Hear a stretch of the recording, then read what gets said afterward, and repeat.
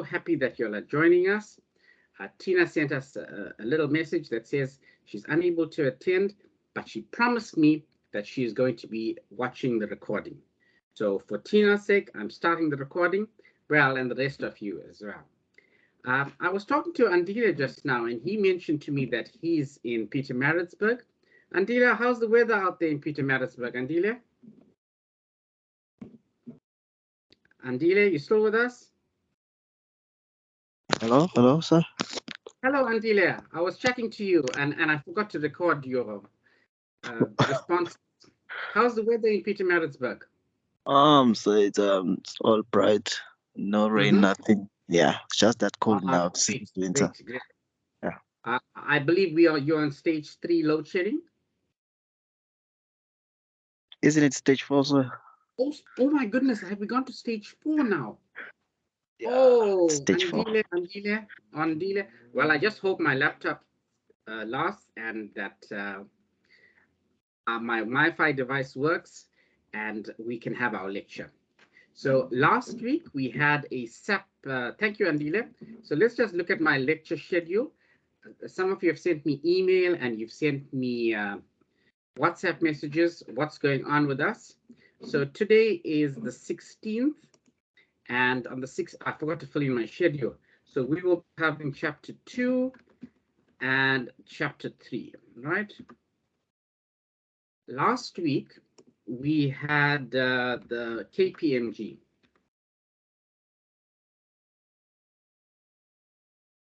Right, so we had the KPMG, and the previous week, it was chapter 1, right? Chapter 1, oops. So now we kind of have an idea of what we did, CH1. And I'm just going to put this in that we logged into S4 HANA server, right? So as we stand, all of you should have a login for the S4 HANA. That's the ZMB 000 or ZMB. Like there's my S4 HANA. Let me just go to my S4 HANA. And ZMB 000, that's my username, and ZMB is Zambikes. If you look on my apps, I've got create a sales order. I've got, let me go back to display materials, create materials, create a cost center, all that goes with it. But we are going to select a few apps and we're going to work with that. Let me, right, I'm going to close that. Then I also have a Wakelet page, and on my Wakelet page, which I sent to you by WhatsApp, this is what I had covered. I covered chapter 1. That was a couple of weeks ago we did that, and we even had a short test. Okay, 6, and this was last week's, the KPMG representatives. Now, they contacted me, and they were quite impressed with you guys, the questions that you asked, and they actually said that they want to take you guys on at KPMG as student inductees, but they want the very best of the best. So I want you to work as hard as can be, write the external examinations that I'm offering you, like SAP, ACL, and we'll have a mini competition to see who gets to go to KPMG, right? So there's something to look forward to. Right, so I went through the schedule. We have our schedule. We have our, oh, let's go to the assessment schedule. Now, this is another question that came up to me, and the students wanted to know how many assessments we have. So we've completed the MATLAB assessment. We've done the website assessment. We've done the ACL, applying filters. Some of you are still busy on. The Moodle quiz, which is chapter 1, 2, and 3. Chapter 1 we've completed. And if you look, there's another one called Journal Article Threshold Concepts SAP ERP S4HANA. So that's what I'm going to be working on, and that would be due near towards the end of the semester. But today, if we can cover chapters 2 and chapters 3, then, you know, if all goes well, we can have schedule a test for next week, so that my schedule, let's look at my schedule again. So I can look at a schedule like this. So next week would be the, today is, what's today's day? Is the 16th, that's for 23rd. We're looking at 5:23, and we're looking at 5:30. So we're looking at around about here having makeup tests, right? So there are a few of you that have missed a test or two. Makeup assessment. And outstanding, there are still MATLAB outstanding. SEAN outstanding certifications, right? So we'll sort that out in the first week of June. By the second week of June, I'm looking at the second week of June, I should have finalized course mark, right? Oops, that's not done yet. Right, I should have finalized course mark. That's done. That's done. That's done. Right. The introduction to SAP S/4HANA, that's done. Right. Zambike's YouTube, that was done. Right. Now, let's start with chapter 2. So let's go to chapter 2. It's on the Wakelet page. You've not done that. Let's just quickly go through the chapter 1 before we continue. And I'm just going to take you through to the summary. All right, let's go to the summary. So it's like a recap of what we've done. Let's talk about this. I'm going to talk about the summary, the ERP chapter 1, basic functional areas. Let me just switch off my video. For some odd reason, it's showing me a green screen. We spoke about marketing and sales, supply chain management, accounting and finance, and human resources. We spoke about marketing and sales, where we set a product price, we promote the products through advertising, marketing, we take on a customer order, we support the customer, and we create a sales forecast. We spoke about supply chain management, we develop production plans, we order raw materials from the suppliers, we receive raw materials, we manufacture the product, we maintain facilities, and we ship the products to customers. So let me consider this with the Zambike's example. In the Zambike's example, we made bicycles. So let me take you through quickly to the Zambike's example. I'm going to go back to my lecture plan for tonight. And if you notice, the PDF that says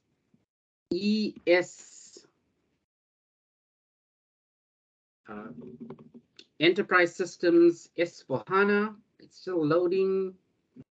It's loading. And you will need to go through this PDF as well, because the case study that we are talking about is the Zambike's example.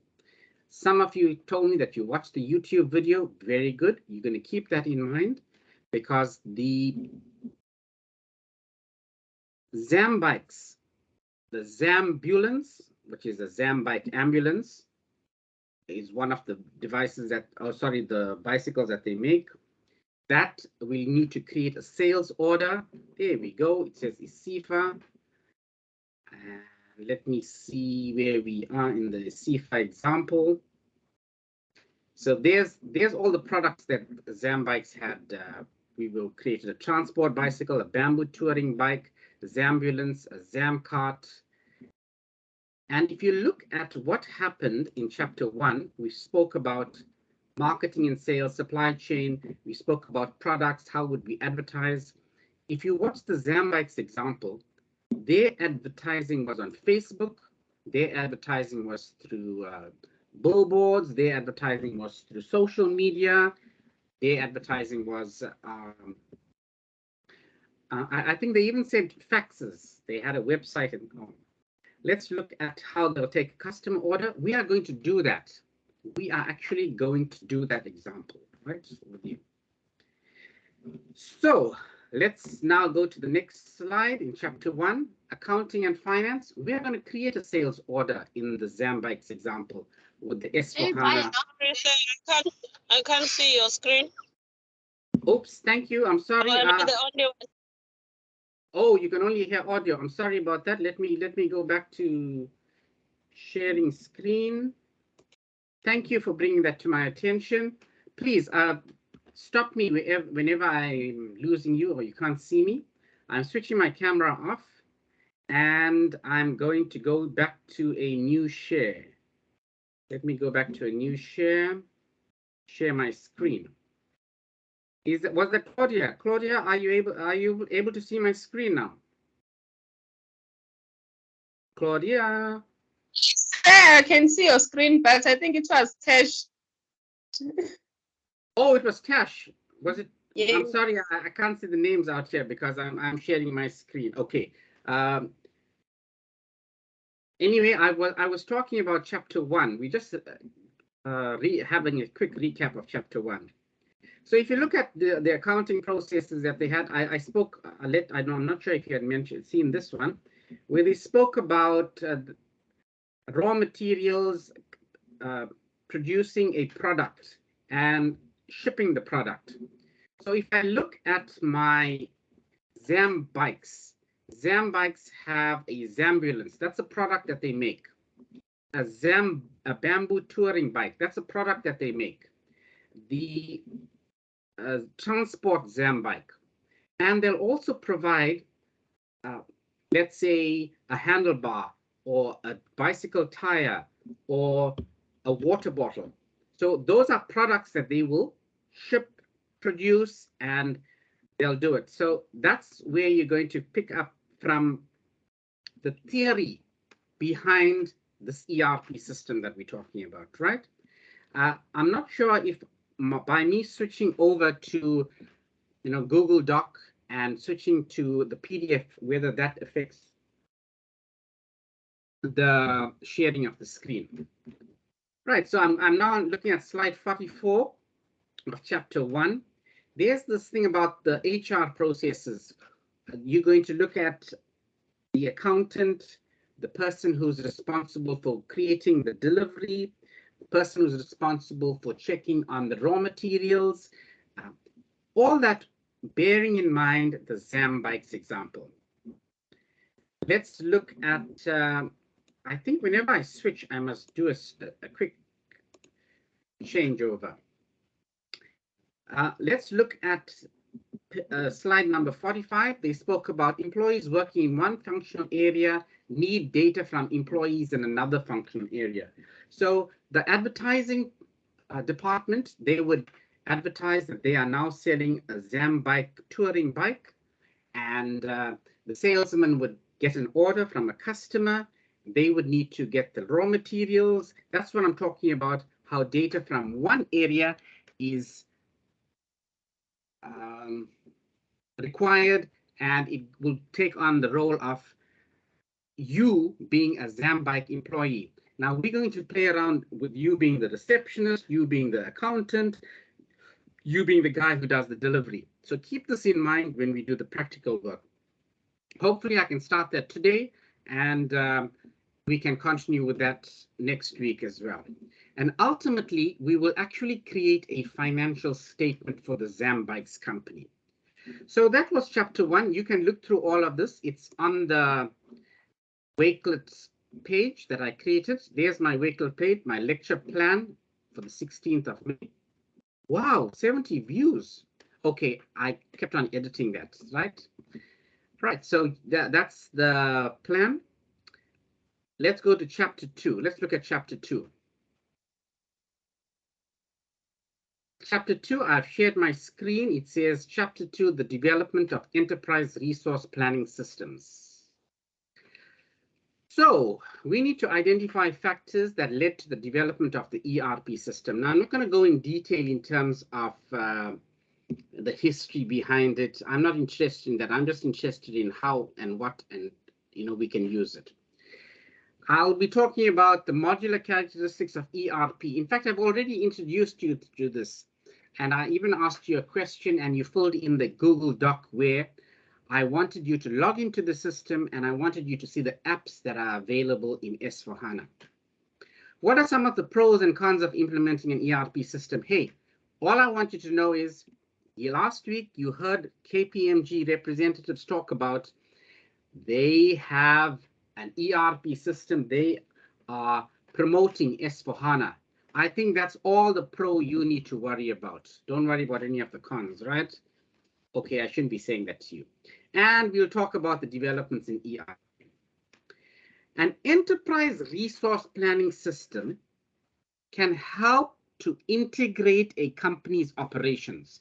So in the example with Zambikes, they have an advertising department, they have an accounting department, they have a financial department, they have the sales department. All those departments, all of them, they can be integrated into one system. In fact, that's what this ERP system is all about.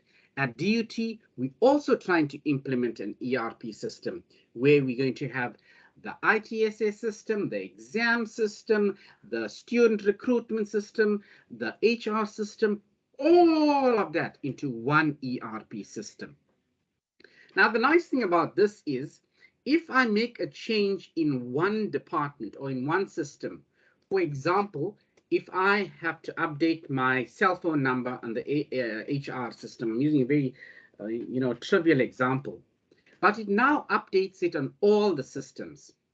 Or if I had to update that I have a journal article that has been published and my name is on there, TP Govender published an article, Threshold Concepts in Information Technology, it would update the research department system or the research site. It will update my information system site. It will also update the HR system site. So that's one of the advantages of having an ERP system. And also the advantage is that, listen here, KPMG told us last week that they are promoting this talk of an ERP system. And the example that they used is SAP S4HANA. The other thing is that prior to this, people or businesses used to work in silos. A silo is simply an individual container. And if you have the HR department, they'll work in a silo. If you work in the research department, they are working in a silo. Whatever they do, only they have access to it. We don't have the integration of information systems that support all the activities of the institution. You know, very often we get to hear our dean talking about and says, why do I have to constantly update my details? For example, most recently, they asked me for my CV. This was the CQPA department. And I thought to myself, don't they have my details at the HR department? Why are they asking me for my, let's say, for my address, my dependents, my tax reference number, or whatever the case might be? That's because one department does not talk to the other department. They are working in a silo. Now, this is where the ERP system comes out as a pro, right? Where you have all the systems talking to each other. So, for instance, in the Zambikes example, by the way, I will always be referring to our case study, which is the Zambikes example. In the Zambikes example, the sales department, the salesman gets an order from Claudia. Claudia says, I want to buy a bicycle. The salesman says, okay, you want to buy a bicycle. Fine. The bicycle is going to cost you $1,000 US. He places the order and automatically the people in the production department receives the order and it says, hey, Claudia wants to buy a bicycle. This is the bicycle that she wants. She wants, and so forth. Then the guys in the raw materials department, again, it's a very trivial example. When we go through the exam bikes, you're going to, actually do the raw materials where we want the bicycle wheel, the bicycle handlebar, the bicycle seat, the bicycle water bottle, and we all put that together and we come up with it and say, hey, now we have now we have, oh, I just admitted someone from the lobby. Please, if you see anybody in the lobby, just invite them and bring them in, right? So that's this ERP system that we're talking about. And the way that we are able to use an ERP system is because of existing technology. For instance, SAP S/4HANA. In order to do that, we need to have a server sitting somewhere in the cloud. I need to log in, and I'm going to switch screens now, and I hope you can see it. I've now switched over to SAP, the S/4HANA interface. In order for me to do this, I don't have this software sitting on my laptop. I don't have this software sitting on a server at DUT. It's sitting somewhere in Europe, I heard, right? In Germany, wherever. I am able to have this access because of Wi-Fi. And I have to admit, Andila will agree with me, because of electricity, you know, we need ESCOM there.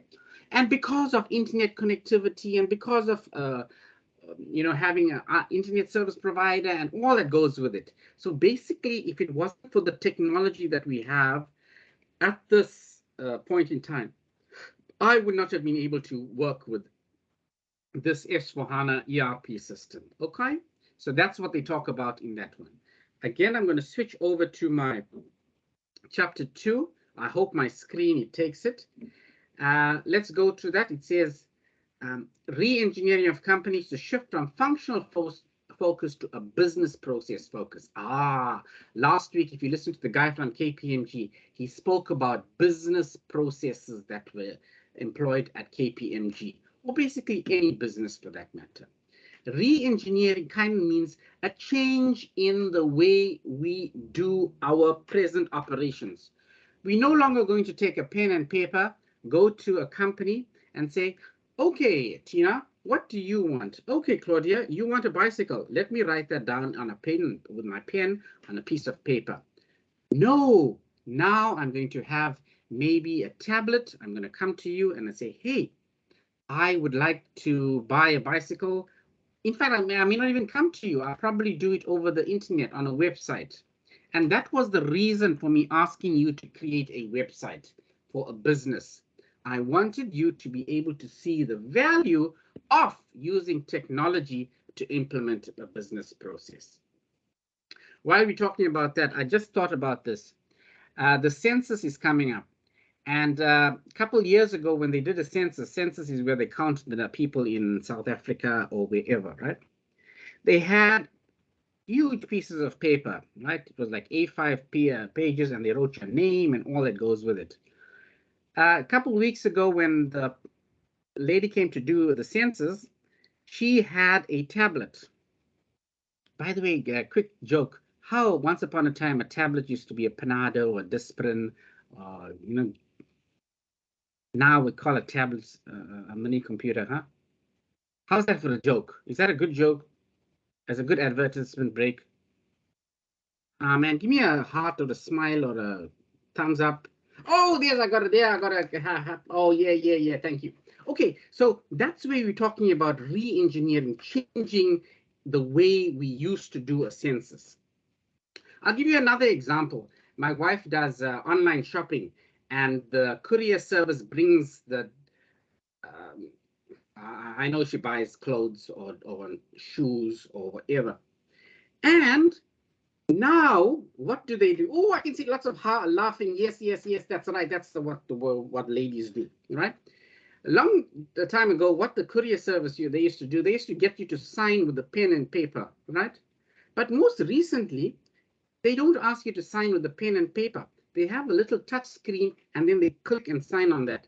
And even more so, some of the courier services like DHL and one of them came with a little tracking device. There's a barcode on the device. And as soon as we got it, click, we clicked the barcode, and it was updated that we got the delivery. Ooh, I'm sure Uber Eats, you know how that is, right? Using technology, we are able to change the way people order food. Once upon a time, if you wanted a pizza, you must phone the pizza place, Debonair's, Roman's Pizza, or wherever. They'll take your order down. They'll ask you where you are, what's your telephone number, and you must wait an hour to get your pizza. Now, all you need to do is using technology and a shift in the way the company runs its business. You log on to the website, you go and order your pizza, whatever it is, and it's delivered to you. You can even, we learned this, you can even ask them for a priority delivery, right? You pay a little extra, but you get that even faster. That's a re-engineer, a change in the way business was once operated. And believe it or not, because of the lockdown and COVID restrictions, that business process took off, right? So why I'm mentioning this to you is over time, you're going to see a change in the way businesses run. And one of the changes that is taking place is we are having to implement an ERP system. And believe it or not, I'm so happy that I am teaching this course. And part of the theory behind this course is ERP Systems.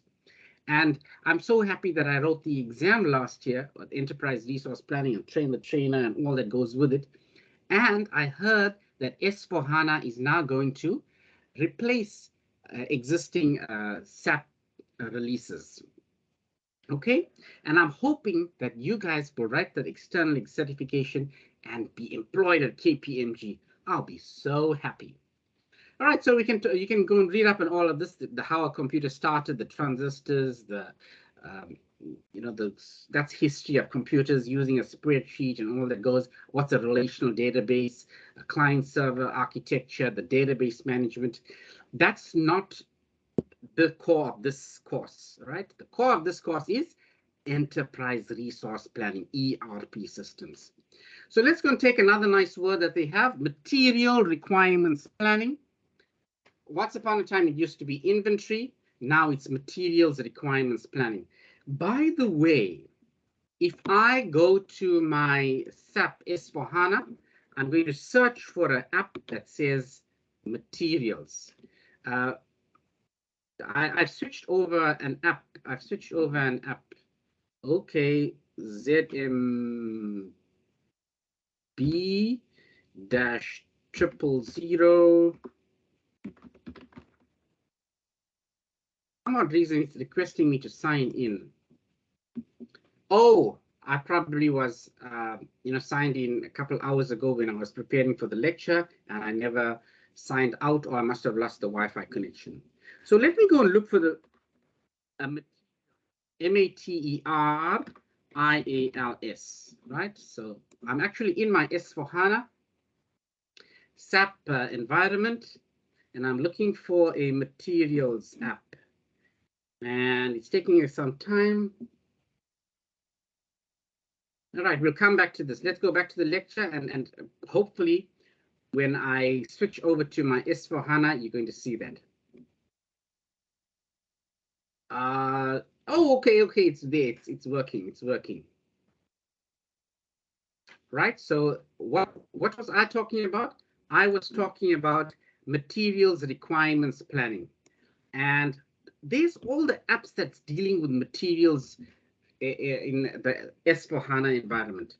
I can cost materials, I can display uncosted materials, I can manage the customer materials, I can monitor materials without a purchase contract, overdue materials, stock in transit. Oh, this is cool. So materials that have been delivered from, let's say, Johannesburg, and it's on the way to Durban, I can actually monitor that. Slow or non-moving materials. Oh my, I can have that monitored. So if I note that, listen here, not everybody is buying ZAM bikes or Zambulances. Let's see, and I say, hey, no, then I'm going to probably stop that order, right? I'm not going to keep that. So these are all the apps that are available in S4HANA. Let's now go and talk about another important word, electronic data interchange. So it's a direct computer-to-computer exchange of standard business documents. Like I told you in my example, my trivial example of buying a pizza. When I'm buying the pizza, I'm not talking to a human being out there. I'm going on my computer and I'm logging into the Debonair's website or the Uber website or the Roman's Pizza. Hey, Debonair's, I'm giving you a free advertisement. Punching in on my computer and accessing their computer on their side, I'm doing an exchange of an order. I'm placing an order. By the way, we are going to be doing that order purchasing in SAP, in my S4HANA. Let me go back to SAP. So on my SAP, I'm going to look for the, create an order, a sales order. I should have said sales order, right? Sales order, right? There we go, sales order. Let me go and look for an app that says, here we go, creating a sales order. Oh, there's 93 of them. Let's say sales order. Let's go down, create a sales order. There we go, create an outbound or truck sales order. Right now I'm jumping in between apps, but we are going to go through this slowly. We're going to start from exercise. In fact, you've already started exercise 1, and you're going to go on to exercise 2, 3, 4, 5, right? I got an error message out there. Let me just cancel that. Right, let's go back. So it allows companies to handle the purchasing process electronically. So the purchasing, like I used the example of Claudia wanting to buy a ZAM bike, she will do the order on a PC, a laptop, a tablet, or even a cell phone. It is done electronically. I don't have a piece of paper, or I don't have a salesman coming to your home and selling a bicycle to you, right? Electronic data interchange. We can even think of electronic data interchange or the electronic transfer of money. We don't now have a person going to the company and making a deposit or a payment. They are doing it online. Now, in the example of the Zambike's case, they have international customers, and some of the customers will pay in rands or Zimbabwean dollars or rupees or pounds. And that creates a bit of a problem for them. If you have watched the YouTube video on the Zambike's case study, that's also an issue, because if they tell the customer that today the bicycle costs, let's say $100 US, and if you look at the exchange rate, and the exchange rate says it's 15 Rand to the dollar, but tomorrow the Rand and the US dollar exchange rate changes. So for $1, you got to pay 16 Rands or 17 Rands. So when the order is finally produced, there may be a discrepancy in terms of the exchange rate of the bicycle. So whereas it started paying, let's say $100, and it was now 1,500 Rands, that's converted. I'm just using an example. In 3 days' time, if the Rand dollar changed and are now 1:17 Rands, that means the person at the end of the bicycle life, whenever it was purchased, or whatever the terms and conditions were, you'll now have to pay a difference in fees, right? Or another issue with having an international client or a customer is that there may be bank charges that the customer has to pay for, or the business will take it on, right? So that's another issue. Bear that in mind when you're watching the video on the Zambike's case study. Management impetus to adopt ERP, you can go and read on this. You can talk about the cost factor, the inefficiencies of the business, the silo effect, right? Go ahead and look at all of this, read through this. Read through the business process model, the functional model, go through that. Again, this is all history, 1972, IBM analyst, developed SAP. SAP is systems analysis and program development. What were some of SAP's goals in 1972? Oh, that's a hell of a long time. I don't think some of you were born then, right? And in that time, they wanted data to be available in real time. And that's still our case right now. Imagine you making a order with Debonaire's Pizza or Roman's Pizza, or, oh, I'm getting hungry now thinking of pizza. And I place the order today, and Debonaire's only gets the order tomorrow. That's not going to work for me. Or I want it now. You know, it's like this WhatsApp. I know, sorry, I take so long to reply. Sometimes I don't do it in real time. But we have become a society that is dependent, and we want things now available, right? Same with placing an order, same with doing an online transfer. It must be done immediately, right? Go ahead and read all of that. There's this talk about software modules, individuals, programs that can be purchased, installed, and run separately. Now, that was long ago. If I look at the modules, or we talk about these things as apps, right? All these applications. Here's all the applications. By the way, I switched screens. I moved over to SAP S/4HANA. I'm not sure if that changed. And it says cost materials, display costs. All of these things are apps. All of them apps. There's all the apps. So long ago, they used to talk about these things as modules. Wow, look at this. There's my sales order app. There's my sales order back orders. I want to track a sales order. I want to define a sales order. I want to create a sales order. Oh, let's go to create a sales order. By the way, I'm going to do this with you step by step. And my advice would be, if you could either print out the steps or keep it on another laptop or a PC so that you're able to do that. Oh, I can see lots of hearts. Oh, I love those hearts. I love those hearts. Thank you. I wonder if that's recorded on the video, right? So there's my order. I click on that and it says, what's my order type? Is it a promotion order? Is it a standard order? Is it a cash sale? Oh, yes, I'm dealing in cash. Okay, so it's a cash sale. So I go and click on that, right? I click on it and what's the matter with this? Right, I click on it and I will access whatever's available to me. Let's go look at something else. Is it a credit memo, a standard order? Oh, let's go for standard order, right? I'm on the standard order. And let me move my screen. My screen is not moving because I've got part of MS Teams on it, right? And I click on the little green tick. There's my green tick, and I clicked on it, and it says, okay. So I've taken a standard order. Now, what's my sales organization? Let me go and click on my sales organization. There's my sales, my Zambike sales organization. That's who I'm dealing with. If you notice, my username is ZMB000. When you're going to be doing it, it will change accordingly. Then I'm going to look for my distribution channel. Let me go and search my distribution channel. And is it on the internet or is it wholesale? Okay, let's take wholesale, right? Let's choose wholesale. Right now, you may not understand what I'm doing. That's okay. We're going to do it step by step.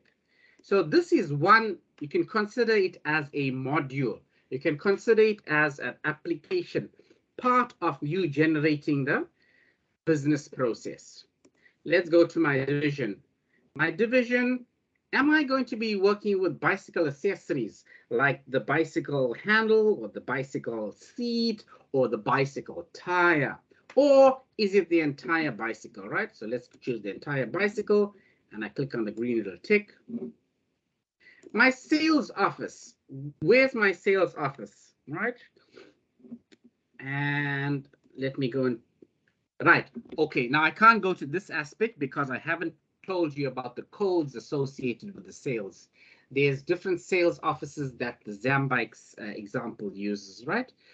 But I just gave you a little taste of what the SAP S/4HANA environment is all about. Using an actual business, Zambike's example. All right, so let me go back. Let's give it a minute or two for any questions. Please unmute and talk to me. Anyone? Raise your hands. Go ahead. Yes. Oh, good. Okay. So let's look at the SAP R3 SAP development started in 1988. Again, this is history. I'm not a historian, but it's nice to kind of appreciate where we were and where we are today. Last year, the year before, in order to run our SAP installation, we had to log into the server at DUT. So they had to give us the program. We had to take the program, give it to the IT technicians. They used to load it. Not anymore, not anymore. Right now, as it stands, we are logging into the server in Europe. So there's some other examples that they talk about. The competition to SAP is Oracle, PeopleSoft. We're not going to talk about the competition. We just selected SAP S/4HANA, right? And it's partly because of us belonging to the SAP University Alliance Group through UCT. Right, so there's other ERP, PeopleSoft. You can read about it. Oracle, that was SAP's competitor. SAP ERP, go ahead, read. Right. These are the modules that they talk about: sales and distribution, materials management, production planning, quality management, plant maintenance, asset management. If I go to my S/4HANA, SAP S/4HANA, I would be able to, it won't be called a module, it'll be called an app, right? So think of it like that. Think of it as your cell phone, and on your cell phone, you have an app for Facebook, you have an app for Uber, you have an app for your calendar. Oh, by the way, we as South Africans, we got an app for Eskom, load shedding. We have an app for WhatsApp. So think of it like this. So your S/4HANA has lots of apps, just like your cell phone. And if you want to now go and create a sales order, you need to go and click on the app that does that, right? So if I'm looking, let me go back home on my SAP S/4HANA. Here's all my apps. Here's all of them. So you can think of this app as being a Facebook app. I switched over again. Let me share and unshare my screen. I'm not sure why it didn't switch over.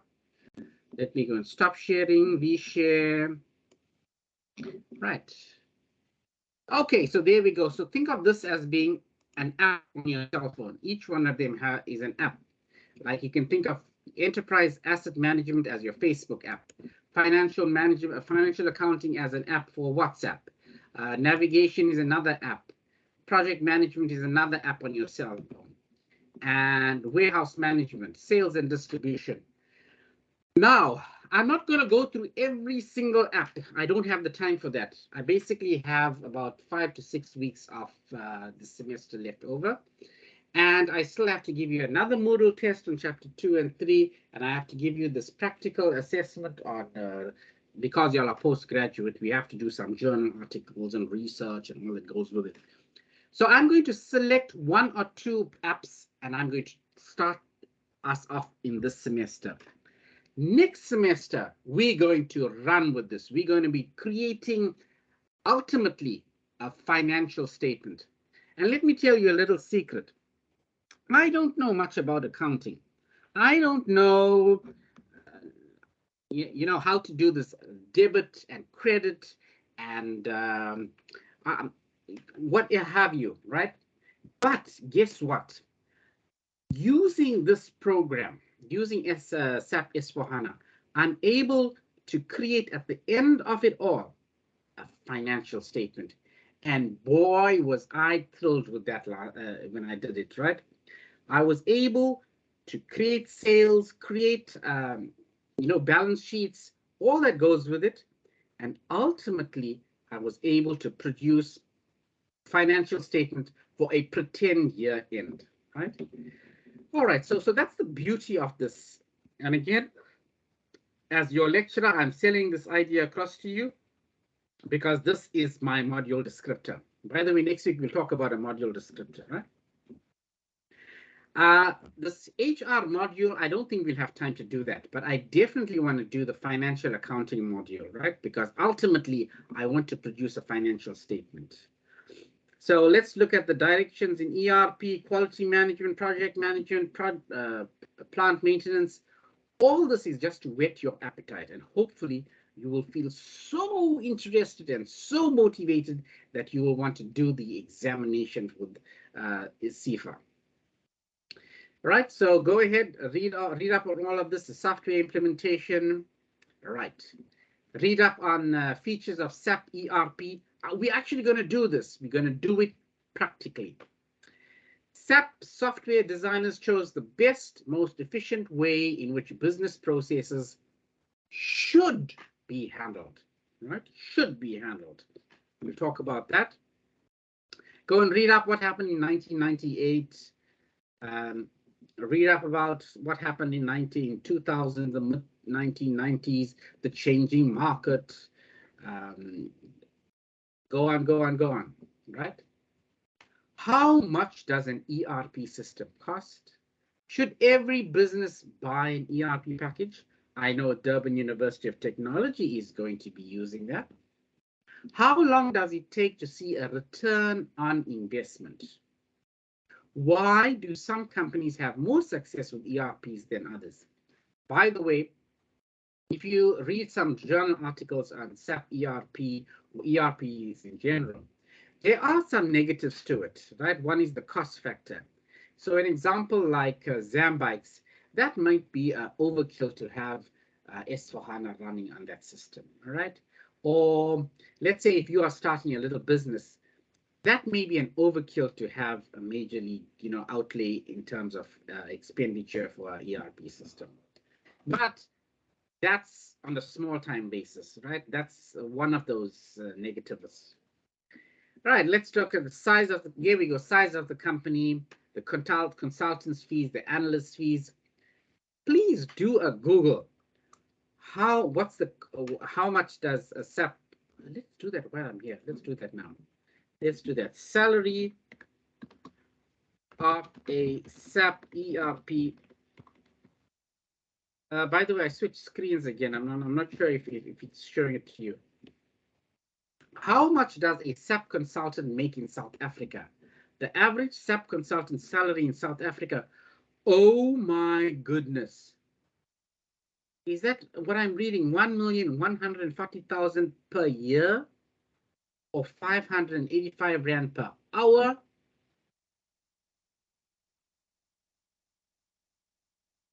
Let me see, why aren't you seeing this? Let me stop sharing and reshare my screen. SAP consultant. Can somebody see that salary out there? Hello, I'll anybody? see your screen. It's black. Oh, sorry. Okay, let me put my video off.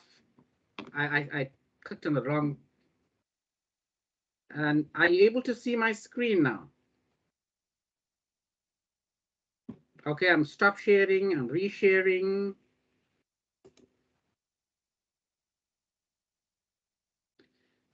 Now I'm sure you can see it. Look at those hearts and the thumbs up. Oh my goodness. Right? There's motivation for you to go and write that exam, right? And not just with me. Go to sap.com and there's examinations that you can work on. And I am starting you off on this. Wow, I'm in the wrong field. I should be in SAP. Wow. Yay, look at that, right? Okay, right? So that was just by the way. Let's go back to chapter 1. Is ERP software inflexible? When I say inflexible, I can't make changes to it. Obviously, you can do that, right? You can customize it to your business needs. What return can you get? Go ahead, read up on that. What's your return on investment? Please read that up. Please read ROI, return on investment. I'll give you a simple example to explain to you what's return on investment. You are sitting here in a lecture, your return on investment should be after 1 hour of listening to me talk, you should have learned or be motivated by something or the other, right? If not, your return on investment is zero, nothing. Why do some companies have more success with ERPs? Please read through that. Why do yes, go ahead and read through that, read through that, read through that. There's the summary of what we spoke about, right? Summary. Now I'm going to take you, and we're going to quickly go through chapter 3, and I want to get into the crux of the matter, and which is my Wakelet page, right? Here's my Wakelet page. Let's look at chapter 3. They talk about an example out there, right? And I'm going to be dealing with that. Right, marketing information system and the sales order process. They are talking about Fitter Snacker Company. Our example is the Zambikes case study. Explain why marketing and sales led to the company-wide inefficiencies, higher costs, lost profits, and customer dissatisfaction. We'll talk about all of that, read through the objectives, which I know you did because I sent this to you on the WhatsApp group. So here's the company. Fitter Snacker is a fictitious company that makes healthy snack bars. They do not have an integrated information system. We are using the Zambikes example. They do not have, or in fact, they do have an ERP system, which is our fictitious ERP S/4HANA system, and all of you have a user account. My user account is ZMB000. I forgot what Tina's is, and I forgot what, but every one of you have, and some of you have 2. And let's go on reading. They manufacture snack bars. Our Zambike example, we manufacture bicycles. We have a Zambulance, a Zambike touring bike, and what else we have? I forgot that. We've got a Zambulance, a transport bike, a touring bike, and a, see, when I switch over, why isn't it switching over? All right, so these are the products that they make. We are using the Zambikes, the touring bike, Zamcart, the Zambike. In chapter 3 of our PowerPoint, they are talking about selling nutritious snack bars. They have a wholesale division and a direct sales. The same thing happens with Zambikes. You can go to Lusaka and you can buy a bicycle from them, or you can buy a bicycle over the internet, right? There are 2 sales divisions. They sell snack bars and they sell packaging. All right. So again, think of our Zambikes example. We have different types of products that we are selling, and we also can sell accessories for that bicycle. What were some of the issues that they had? They had incorrect pricing, that they had calls from the customer, there were delays in delivery processing, missed delivery dates. So this could be applicable to any business environment. Even if you want to talk about Debonair's Pizza or Roman's Pizza, I could place an order and the person capturing the order may not have captured it correctly. Let's say, for instance, my kids don't like tomatoes. I told them I want to have margarita pizza, no tomatoes. So they went and put tomatoes on it. You get it. So that's a problem with the customer. Now, while I'm on that point, there are tangible benefits and there's intangible benefits. An intangible benefit or a problem with a sales order could be a loss of a customer or customer dissatisfaction. It basically says, how do you track that? And with a tangible benefit, you know, I made a profit of whatever the amount is, right? 100 Rand, 200 Rand by doing this. That's it. Right, let's go on. Problems with the Fitter sales snack, and I can also apply this to our Zambikes example. When we're talking about the Zambikes, they also have a sales order, they have warehousing, they have accounting systems. There were a high number of transactions. The same thing happened with Zambike's example.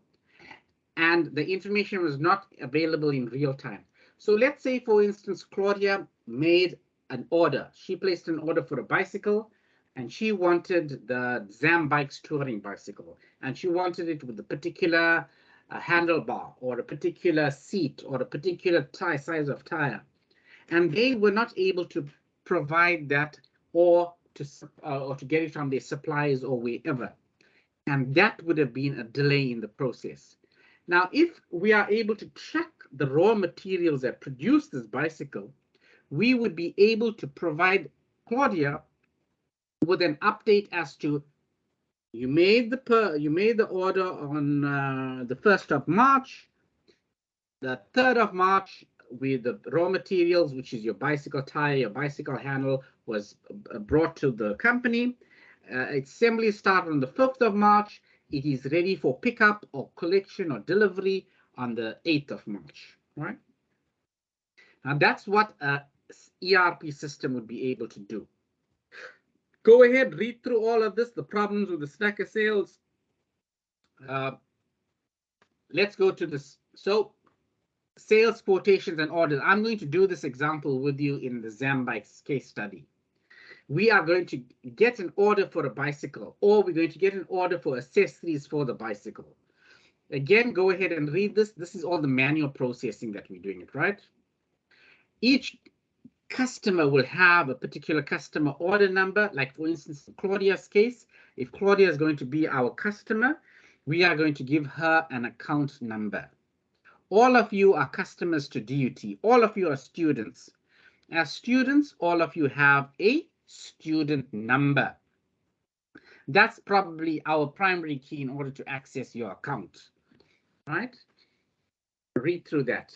Order filling, again, when I do the practical aspect of it with Zambike's, you're going to see this taking place. After we place the order, we should be able to provide an invoice to Claudia and tell her, this is how much you have to pay us. And the accountant will probably be able to put that onto his whatever books. And ultimately, at the end of the financial year, we would want to create a financial statement. And believe it or not, with limited accounting knowledge, I was able to produce a financial statement, right? Payments and returns. Let's say, for instance, Claudia is not entirely happy with her bicycle because Claudia, why aren't you happy with the bicycle? Claudia, you placed the order and you want a return. Claudia, are you there? Yes, sir. Yeah, so why aren't you happy with your bicycle, Claudia? You said you want to return your bicycle and you want your money back. Okay. Because there are damages, sir. Oh, they damaged it. Okay, so they damaged it in transit, and Claudia says, I'm not happy with the bicycle. I want my money back, right? So that needs to be reflected in the accounting procedures for this company, that the client wasn't happy with the bicycle and she wants a refund. Oh boy, that happens with my wife all the time. Whenever I buy her anything, I buy her 3 outfits. I know one is definitely going to be returned, right, at the shop, wherever, right? So I've learned that over 2 decades of being married, right? I know she can't hear me. I got the door closed over here, right, and locked. So No, that's sir, you mustn't buy her. You must give her the money. Oh, I do that as well. I do that as well. But you know, I've got kids, and the kids must give her a present, you know, laptop and all of that goes with it. So that's the reason. But you're right. I should be giving that, right? Oh my God, this is being recorded, and now it's going to be on YouTube. Let's just admit Tandeka, welcome. I don't know why y'all are guests. Y'all should have using your DUT accounts, right? Let's go payments and returns. We're going to talk about this with the Zambike's example. ERP systems. There's some of the advantages of ERP systems. Minimize data entry errors, accurate information, tracks the transactions, sales order. Advantages of ERP systems. What are some of the modules that we will be talking about, the apps? We want to make a pre-sale. a sales order, inventory, delivery, billing, payment, provide a financial statement. The customer gets the pricing information. So if Claudia is buying the bicycle, I'm going to tell her that the bicycle is $100. And if you want to put a water bottle with that, it's another $2 or $3. By the way, I'm talking US dollars because we are dealing with Zambikes, which is in Lusaka, and we are in South Africa. And one of the criteria is that they are talking in US dollars because they have international clients, right? And the sales order processing, when you see me doing this, oh, you're gonna love it. You're gonna love it. You're gonna see how the sales process takes place. And I want you to do it as well, right? I want you to do it with your username and user account.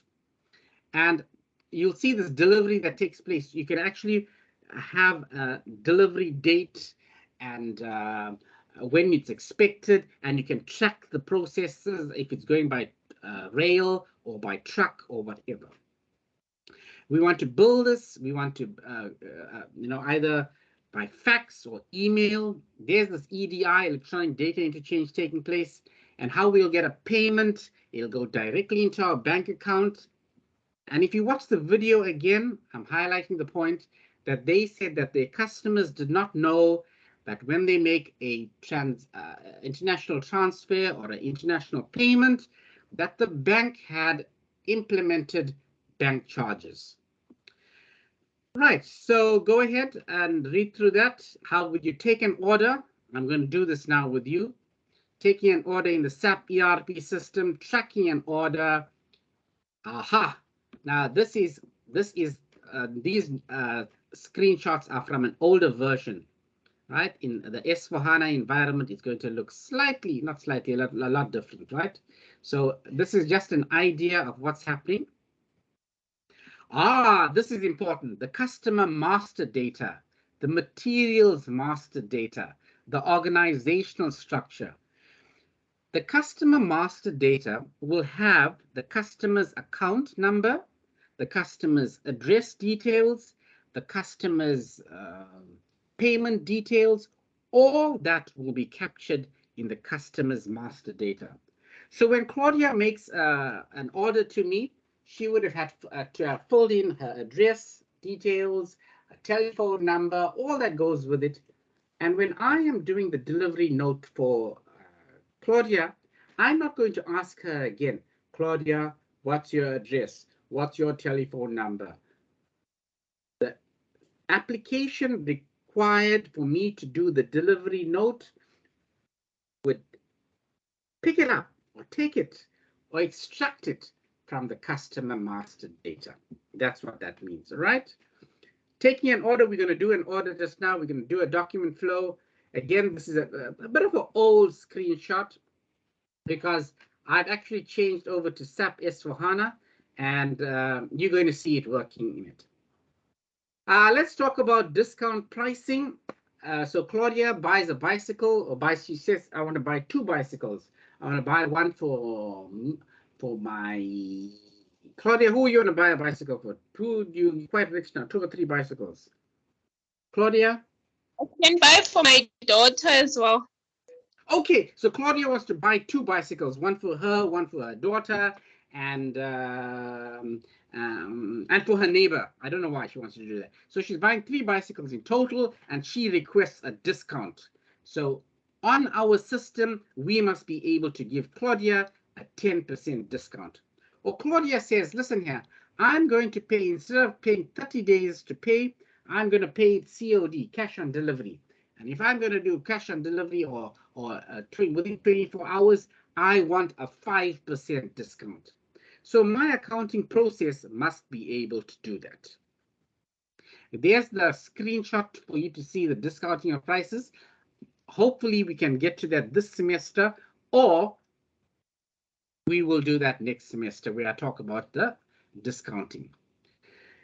Here's the ERP system, integrates with all the accounting and business processes. Like I told you, it will update the general ledger, the whatever accounting books, the debit, credit, do.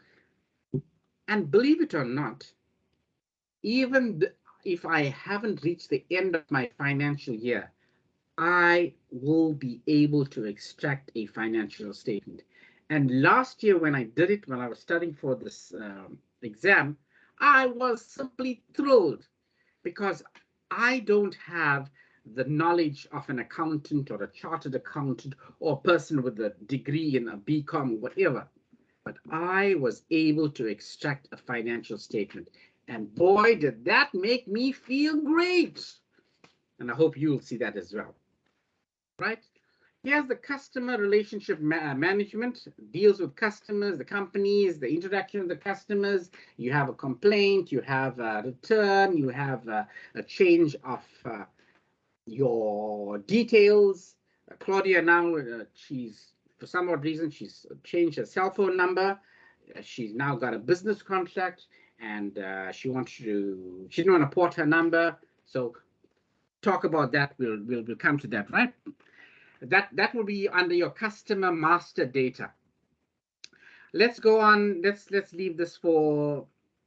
We leave this out. Customer software. So I'm going to now get into the customer, the benefits of customer relation model. Okay, we'll come back. Right. You can read through this, the summary. So today, what I wanted to do was to do the theory behind us going into the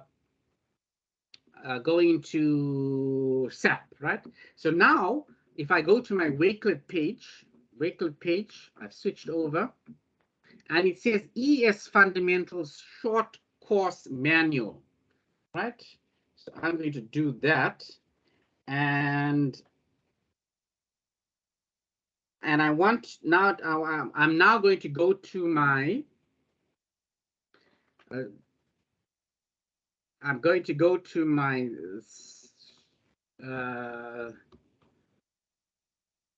Right. So let me just. Here I am. I'm in on my home page. Claudia, just tell me. I can't see my screen on my other computer.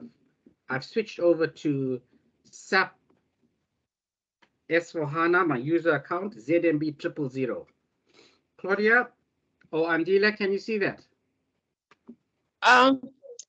Yes, sir, but you are right now. It's fine. You can see the Yes, step. sir. Okay, so now that I'm looking at the Zambikes, my user account, I provided you with the PDF document for you to be able to access and give you the instructions on how to cover that.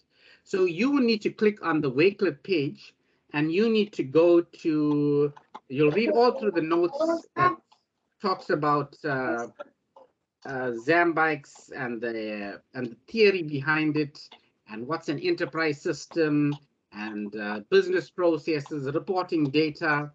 Now, the reason I'm not going through that in detail is I want to do some practical work with you. So if you take, if you go to page, let's go to page 40, right? So here's my course notes. Right, so you go to page 40.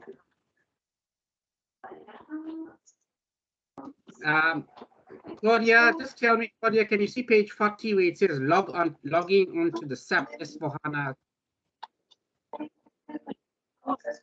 No, sir, we cannot see the picture. You can't see that. Oh, yes, we see it It now. says something about the Fiori Launchpad logon. Yes, we can see it now, sir. Okay, that is page 4041. So one of the questions was, what is your SAP user account? I did this with you. Thank you for all those people who completed the work on the Google Sheet. The SAP user account is mine account, ZMB000. The three, what is the 3-digit? Yeah, right. Then the client was 444. So this is what you should have done on your own. You would have went through all of these things, right? Now, I'm lucky I've got another laptop next to me, and it says, I'm going to keep that open on the right-hand, on my left-hand side, and I'm going to now switch back to my I'm going to switch to S4HANA, SAP S4HANA, right? So I'm now on page 45. I'm on page 45 of 281, right? So now I'm going to be doing the practical work with this Fiori, and I'm going to pray and hope everything goes according to plan, that I don't pause it. Right, so right on the top it says opening a Fiori app. So there's the magnifying glass. Right on the top it says, I want to create a sales order. C-R-E-A-T-E, create a sales order, right? So that's what I want to do, right? I'm going to create a sales order and I press enter. And there we go. It gives me the two apps associated with it. I could click on create a sales order or create an outbound from sales order, right? So I click on create a sales order. And now I'm able to do that, right? By the way, I think I would need to inform you that some of the data has been pre-populated. For example, Zambike Sales Organization, this code ZM00, the distribution channel, the code for bicycles, BI, that has been pre-populated. Now that would have been done by a SAP consultant or somebody in the business when they were setting up this ERP system. That will be done once. That won't be done all the time, right? Remember we spoke about in chapter 2 that we are customizing our ERP system for our business, all right? So that was on page 45. Let's go to page 46. 46 talks about inside the Fiori app. You know, I should be able to split my screen in two. But anyway, be that as it may. So page 45, 46, you can go and read through that. Page 48, the Fiori app. It says, how many vendors have been assigned to your SAP number? That's a question. I think you would have. I can't see your screen. No. I'm still on the screen of creating a sales document. I'm now reading from my SAP notes. Okay. Okay, let me do this. Let me split my screen in half. I'm going to do this, but it's going to be small. Right? It's going to be small, but doesn't matter. I like for you all to see that. Now can you see my screen? I've got two screens split in half there.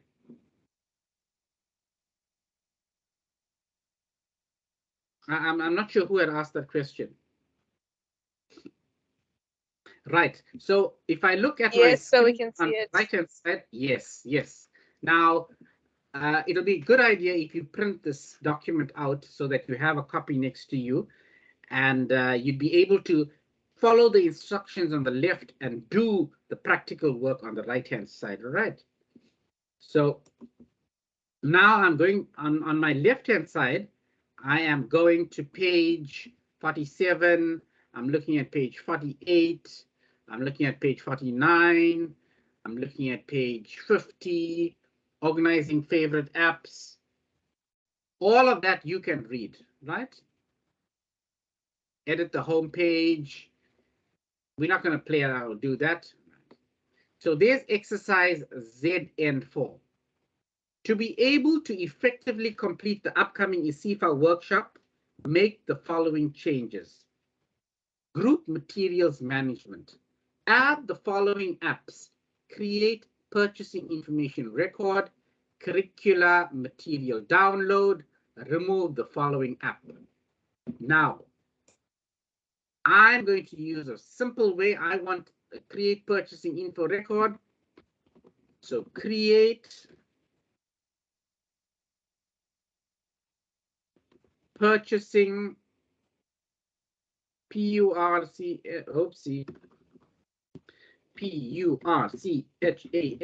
create purchasing info Oh, there's it popped up, right? So if I want that app, all I'd like you to do is click on the magnifying glass that says I'm looking for something, and there's the app available for me, right? So it's coming up on the right-hand side. It should come up on the right-hand side. It's taking a bit of time out here. It's showing me a white screen. Anybody can, it appeared on their screen, anyone? Yes, we can see the white screen, sir. I don't want a white screen. I want the purchasing app. No, man, I don't want to. Okay, it's busy. There's a circle going round and round and round. That's what my son would say. Circle going round and round and round, round and round and round. I'm not sure if you can see it on the top where it says M29Z.UCC.OVG.DEU. There we go. There we go. There's the initial, right? So now all it becomes is a matter of filling in the relevant fields, right? So if I want to look for vendor, I click on my magnifying glass again, and it's a matter of simply following the instructions in the manual, right? So what's the item that we're going to search for? Which country, postal code, the city, all of this has been pre-populated for you. You are now an end user, an applicant employing the features or using the features of their system.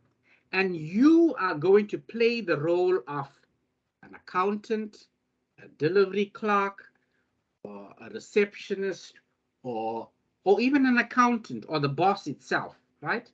And you are going to work with this system. And my assessment would be where you would be able to send me a screenshot or to give me access to your system so that I can determine what you have done. For example, if I want to look at what I have done as a ZMB 000 user, I can see that I went and created a sales order app in the last 35 minutes.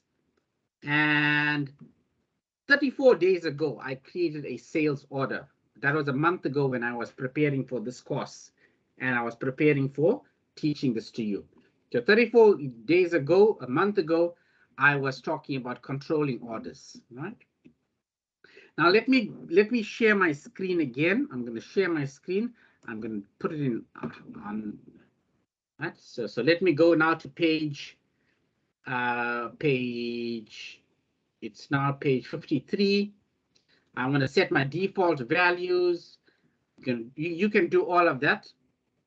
And now the question is, what is your SAP user account? You've already done that. You've answered that question. How many app groups are there? You've answered that question. How many vendors have been assigned? I think you should have answered that, right?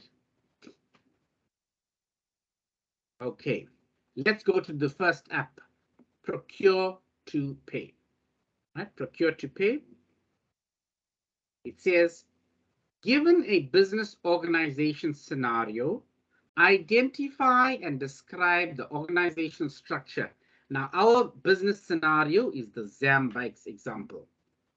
Let me, I just checked on my other laptop. I was unable to see that screen.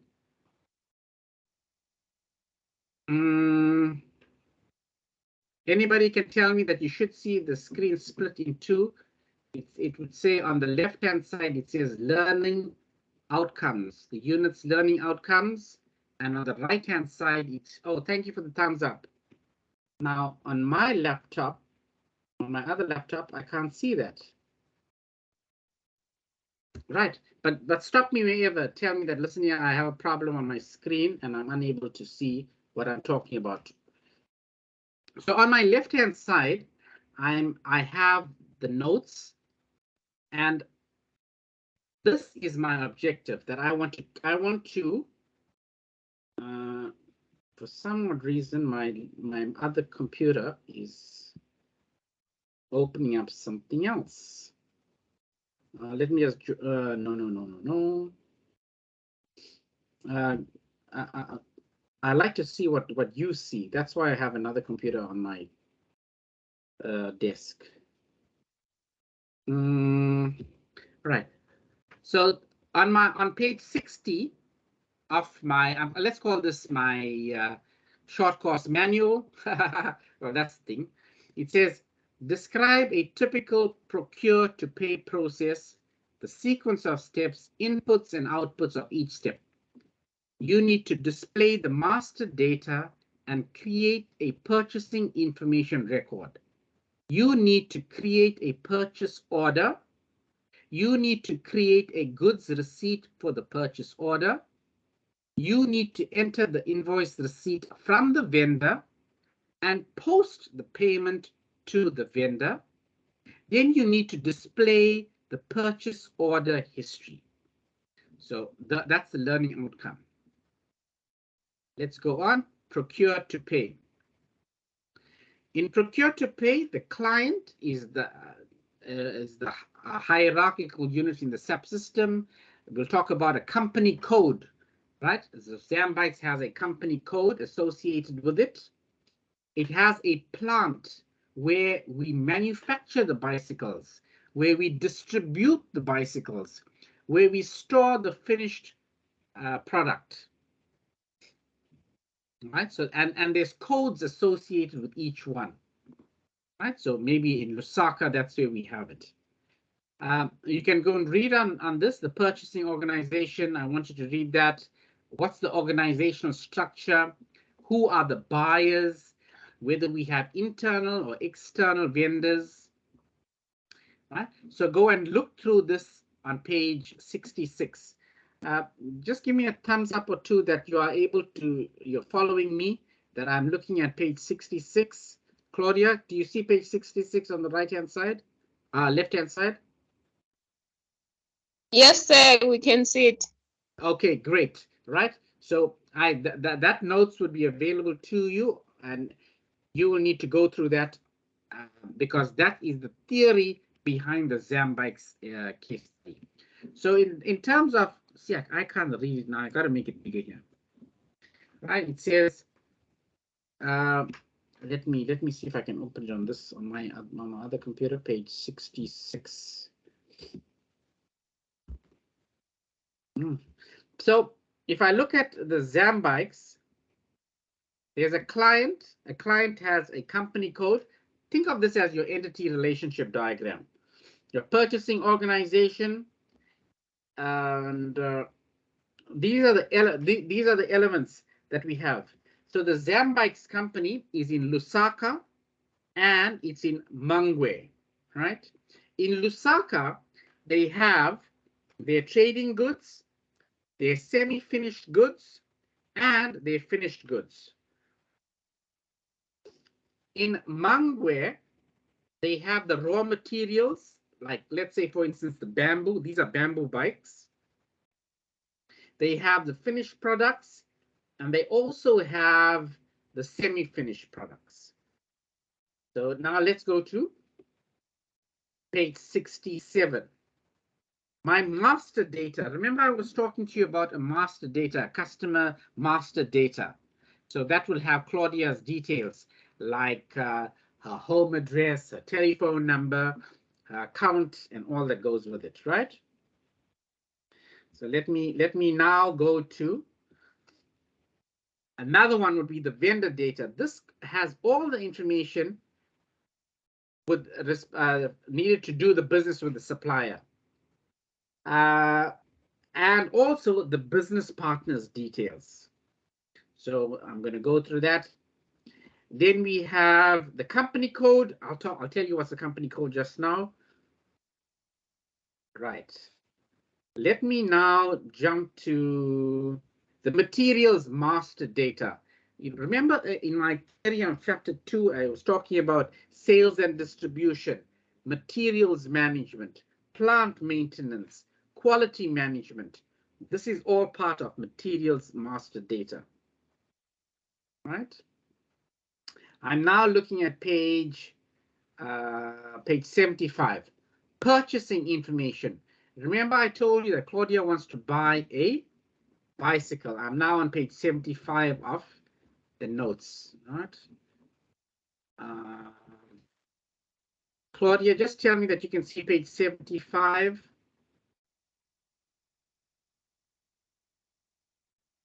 Or Andrea, we can 72.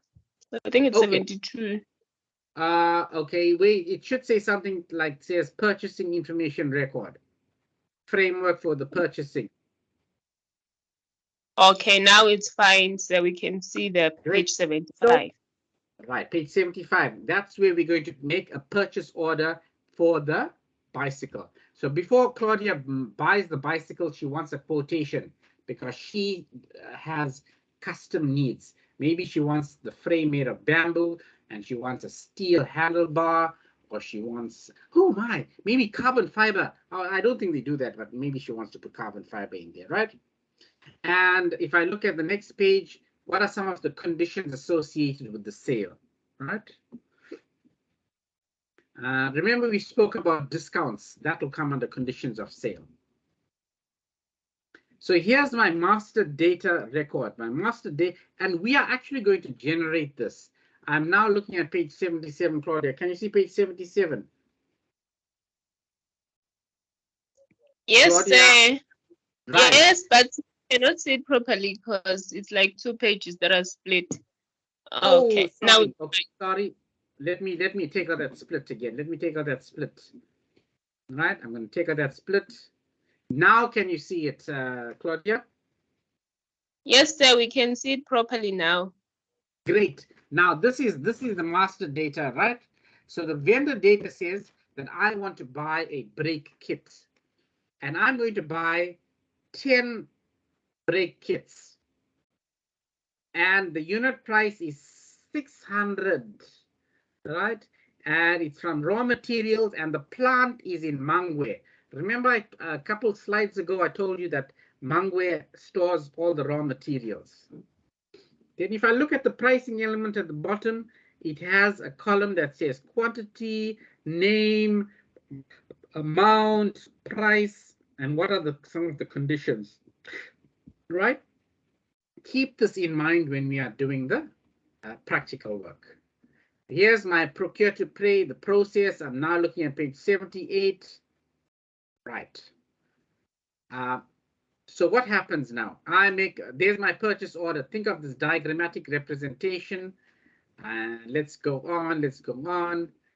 I want to make a purchase requisition. My requisition.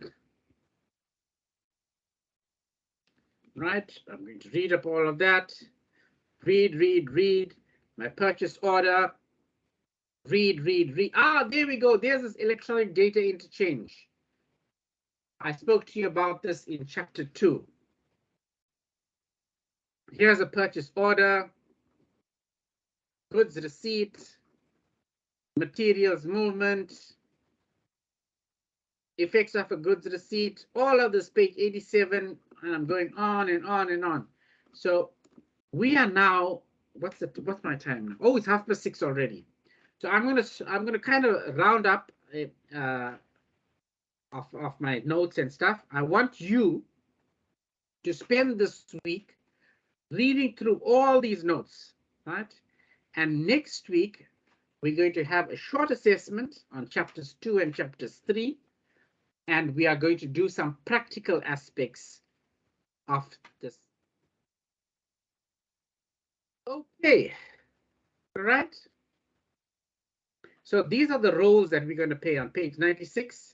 You are going to be the factory supervisor, the finance manager, the inventory administrator, and the factory employee.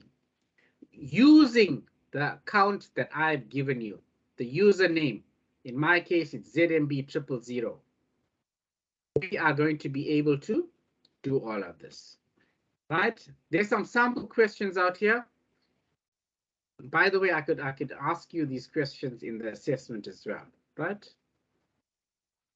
Now comes the workshop. This is the practical aspects of it. I want to display a supplier master data. I want to display the raw materials associated with Zambites. I want to create a purchase order. I want to create a goods receipt for the purchase order. And here's the page 101 now, right? I'm looking at page 101. Here's the notes to it, or the objectives. Page 102. Claudia, you should be seeing the person, the inventory administrator, right? So here's the task. Margaret wants to view the details of one local supplier, and the name of the supplier is called Get a Break. Margaret is an administrator. She is responsible for the inventory in Zambites, right? So now I am going to keep page 102 open. Page 102. And I'm going to now switch over to my Zambites example, right?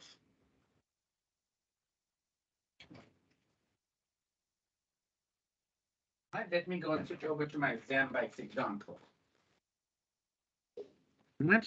So Claudia, I'm now switching over from PDF to SAP S/4HANA, my user account.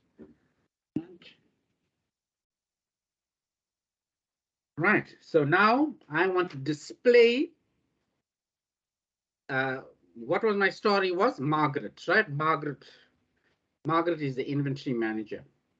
In order to display the supplier, I need to use the module maintain business partner.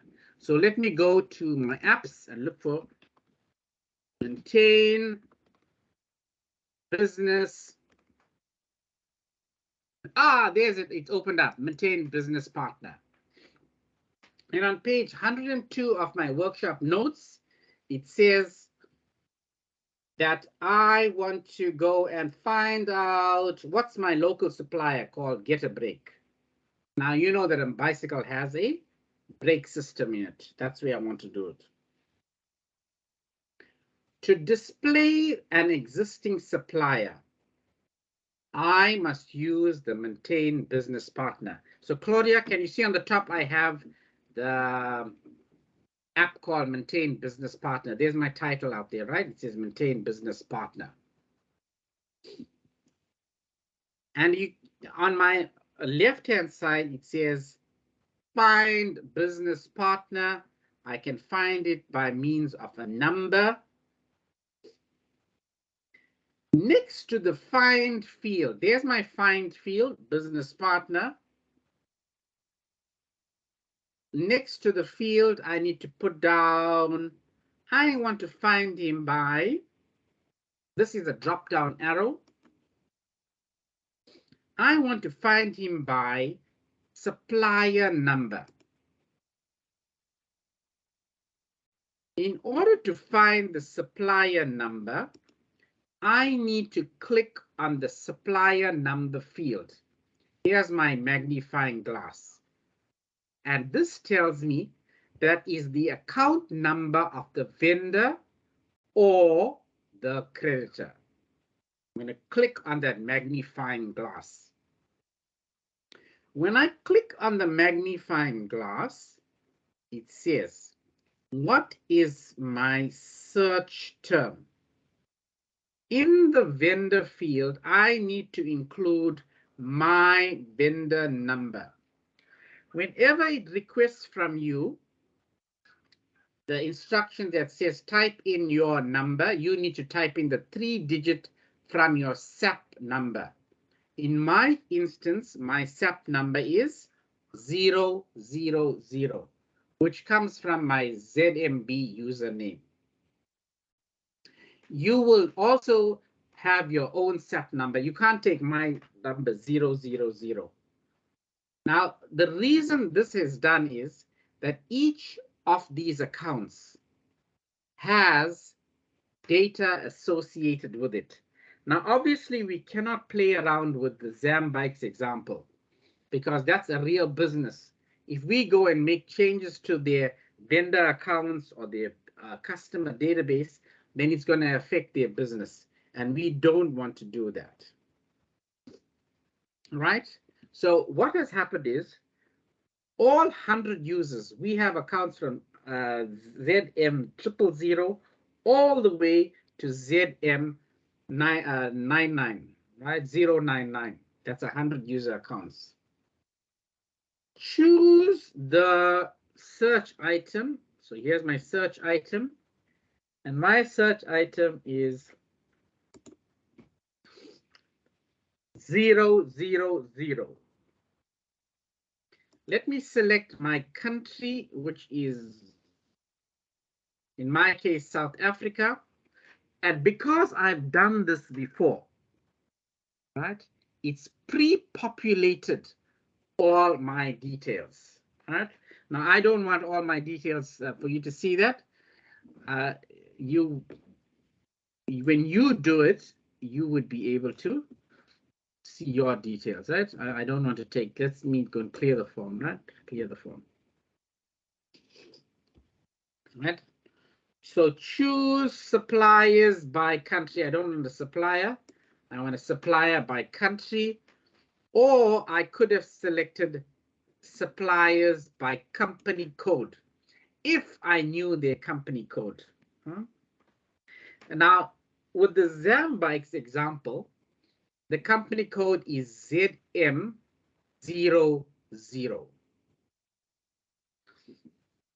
So let's start by looking at choose the suppliers by country or company code. I don't want a supplier. I want by company. In the vendor field, there's my vendor field.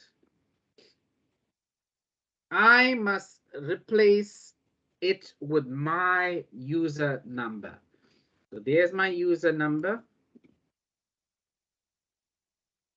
And I should be able to find that by clicking on the find button. Call it a button, or I could have pressed enter, right? So let me see what happens when I click on find. When I click on find, I'm looking for suppliers that's associated with my company code ZM00. Claudia, you with me, Claudia? I feel like I'm talking to myself here and I can't see you. Claudia? Yes, we are. Oh, thank you. Right now, what was the inventory manager? What were we looking for, Claudia? Do you remember? What were we talking about? What inventory we want to check up with the supplier? I'm We want pointing to to check for. Oh, sorry, sir. I'm pointing to it. Lusaka, the breaks gets a break. Yes. So we want to get brakes for Claudia's bicycle. So I'm going to select ZM because that's the company that we're talking about, and the supplier or the vendor is Get a Break. Oops, what's the matter here? Right, Get a Break, right? So there's Get a Break. When I've selected it and I like it, I now go and select my green tick that says that's what I want. Now I've got it, right? I've got it. And the supplier's details should be displayed. The supplier's details should be displayed. One business partner is found. There's the business partner, Get a Break, and the partner number associated is 88996. So we've done the first exercise. You as a user went and accessed the SAP system, and I've found my details for the get a break partner. All right. What do you think of that, Claudia? That's Claudia. that's cool. Thank you, Claudia. Thank you. I'm so happy you feel it's cool. Now you need to do this because ultimately you are going to create a sales order for a bicycle using this system, right? Using the system that I'm hopefully trying to show you. Let's do the next exercise, which is on page 106. So if I look at the, again, I'm not going to enter any details because what happens when I click on enter and I sort this out, it's going to update my user account, right? And I'm quite happy with that. That's okay. But what I'm now going to jump to is the second exercise. I want to display a raw material master record. So let me go to the notes. Oops, see, where's the notes here? Right, so it's on page 106. Right, on page 106. Claudia, are you able to see the next exercise which says display a raw materials master record? Claudia? Yes, we can see it's page great. 1. Right. So there's the task. It says, I want to display a raw materials master record. So the Wyson is the factory supervisor. It wants to report on the current moving average price of a brake kit. Who's Wyson? Wyson is a production supervisor. So now your role has changed. You are a production supervisor. You want to display materials. And I'm going to do that now. And I'm going to display the materials. And I need to go to the application called display material. Let me go to that application. Right. So now, Claudia, I'm going to switch over to my SAP ERP S4HANA system. Let me go home. Let me click on the magnifying glass. I need to display DISPLAY, display MATERIAL, display material.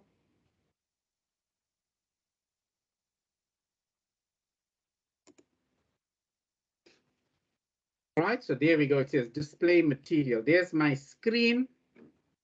And let me try one of them. Let's see, display material.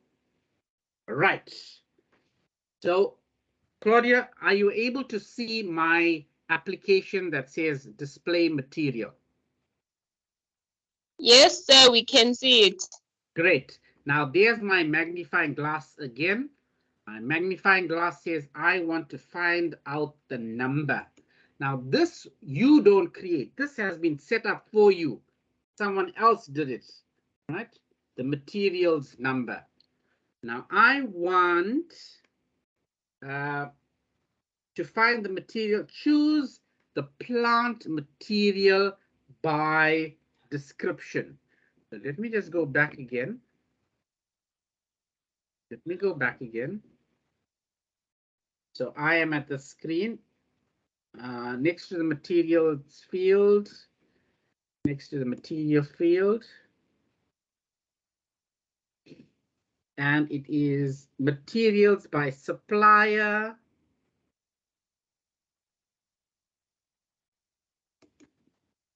One second. I've entered in my user account. Let's see, no values for this selection. Close materials. Let me do it again.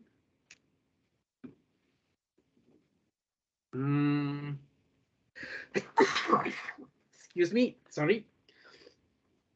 Enter in the plant field. My screen is to display a raw material, use the display material. This will open the material display material. So there's my display material. I'm reading from page 106. And let me select other views that they have available to me. Organizational, no. Data, no. Right. Enter using F4 or my magnifying glass, right?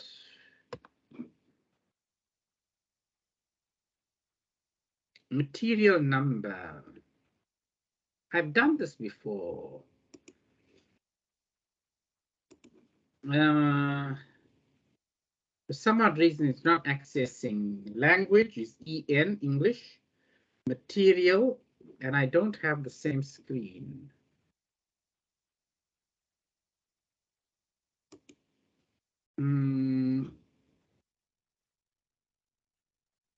My plant. Okay, there's my plant. Right, there's my plant. I'm sorry about that. And the plant I want to get my materials from is from Lusaka. Right. It's now a simple matter of selecting the options available for me. And it's let's just play around. I'm going to end at this point. I didn't expect to go so far. If I choose Lusaka as my plant, I'm going to select that and I click on the green little tick. It should give me the green, it should give me some details.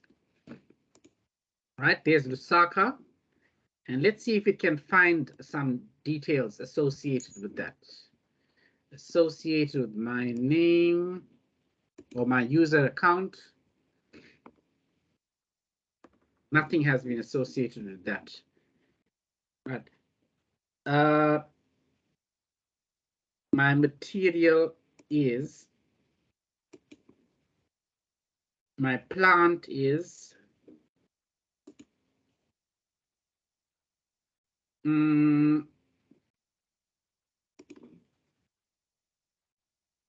okay, do me a favor, please ignore whatever I've said in the last 5 minutes. I'm going to do this on my own, and I'm going to come back to this, right? So I'm talking about the exercise on page 106.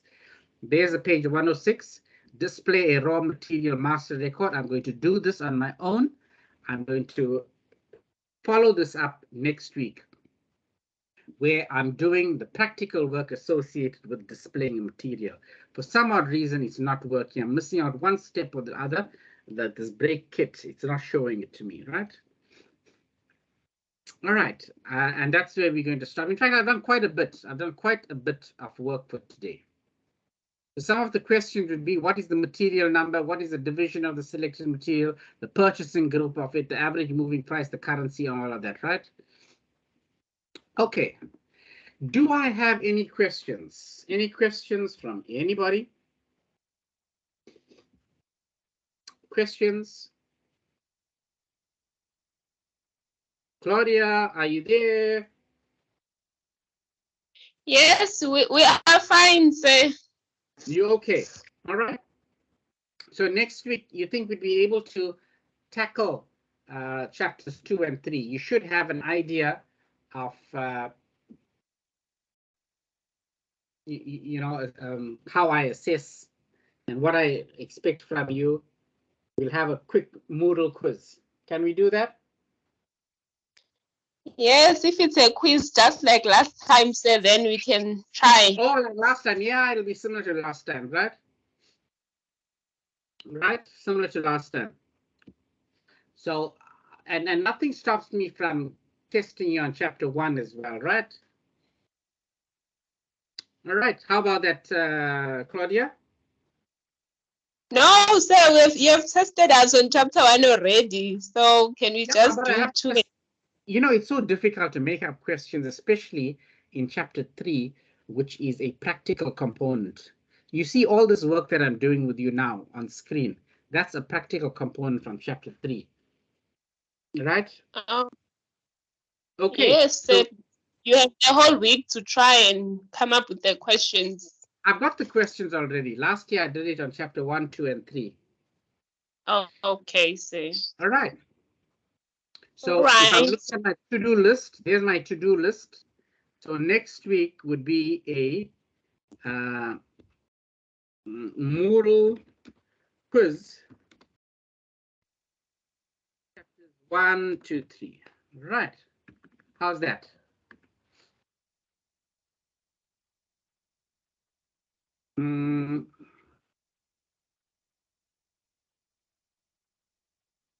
Right.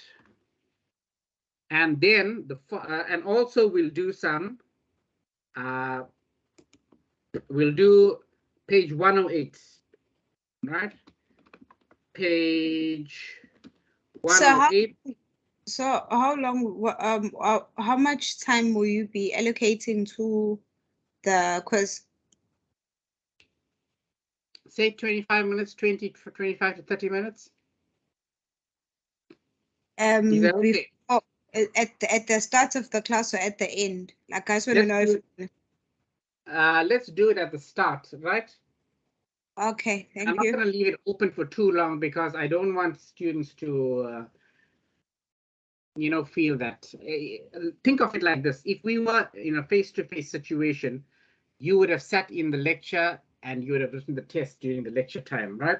So I'm trying to mimic the same situation where from 5 to 5:30, you'll have a test, and from 5:30 to 6:30, we can do the practical aspects. How's that? Sorry, what time? 5 to 5:30. 5 to 5:30, we'll have the. What was the allocation last time? Have you reduced the time, sir? No, I wouldn't say reduce the time, but we'll work with the allocated lecture venue time for us now. So from 5 to 5:30, we'll have a Moodle quiz on chapters 2 and 3, but I'll also include 1 or 2 questions from chapter 1, because again, chapter 3 is more practical with the Zambikes example, right? And from 5:30 to about 6:30, 7, I'll do the exercises from the workbook, right? Will that be okay? Okay, sir, thank you. All right, thank you, thank you. Right, so if I look at my assessment schedule, I should be on track. I should be on track. Right. Yeah, I'm just sharing the assessment schedule screen. There's my assessment that I have. Some of you are still busy on the ACL, the Moodle quiz. Oh, by the way, the website. Some of your websites are not available. I think because they were free sites, they expired after a couple of weeks. And I know mine expired. And the last thing we will concentrate on is this journal article, right? So for now, I want you all to start looking for articles on threshold concepts for the SAP ERP S/4HANA system, right?